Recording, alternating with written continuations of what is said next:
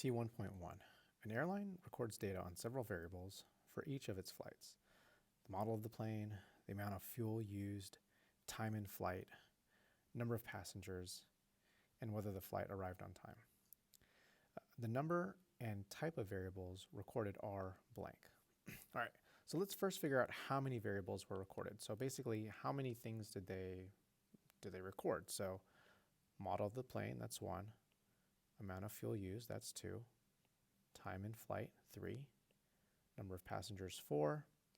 And whether the flight was on time, so that's 5. Okay. All right, all the answer choices add up to 5. Okay.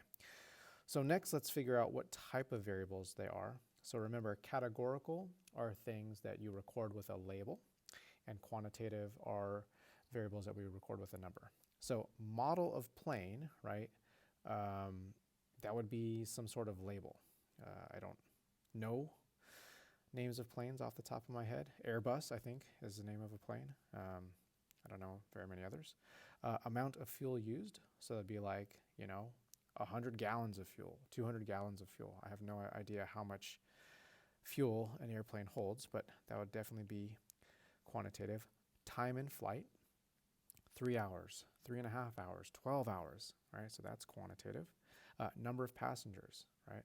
100 passengers, 120 passengers. That's another quantitative variable. Whether the flight arrived on time, right? So that's kind of like a yes, no, right? Yes, it was on time, or no, it wasn't. So that's categorical. Okay. So far, it looks like we've got 2 categorical and 3 quantitative. So we're going to go ahead and eliminate choices A, B, and E. Okay, and now we've got to look closer at the quantitative variables and see whether they're discrete, meaning things that we count, or continuous, meaning things that we measure. Right? So just ask yourself, could I record a decimal value or not? Okay. So the amount of fuel used, we could get a decimal there, right? Maybe they used, 99.362 gallons of fuel, right? So that's a quantitative quantitative continuous.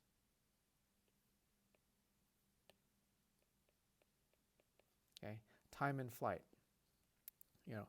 3 hours, 54 minutes, and 22 hundredths of a second or something like that. So yeah, you can measure time as a decimal.